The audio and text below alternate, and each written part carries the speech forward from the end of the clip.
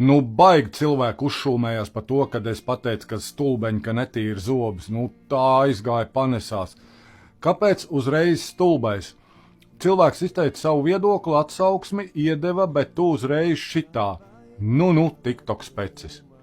Bet ir taču tā riktīgi jāpasaka, lai saprot, nu.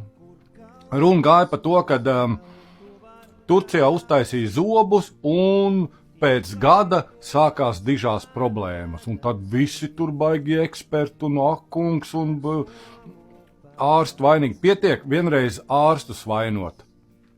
Ieliekot jums implantus, notiek 4 mēnešu dzīšanas process. Jums tur labi jāizturās, nevajag neko cietu un jāskalo ar mute un viss kaut kas jādara, lai nedabūtu nekādas infekcijas, lai tie implanti ieaugtos iekšā.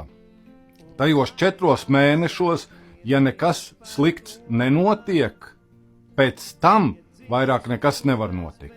Ja jūs viss ir ieaudzis, jūs aizbrauc, jums uzstājas rentgenu, ieliek kā man zobus, pēc tam vairāk nevar nekas izkrist ārā. Izkrist ārā un problēmas tikai var rasties tad, ja jūs netīrīsiet, neskalosiet, ja te jums aizķersies, kā ēdiens stāvēs iekšā pie implantiem, radīsies iekaisums, implants iekaisīs, kauls iekaisīs, pļakš implants izkritīs. Un kā jūs to nesaprotat?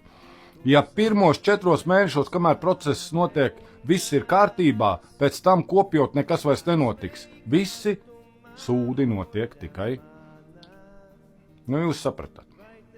Tā kā, ir jālamājās, ot tāds mums sanāca video. Peace!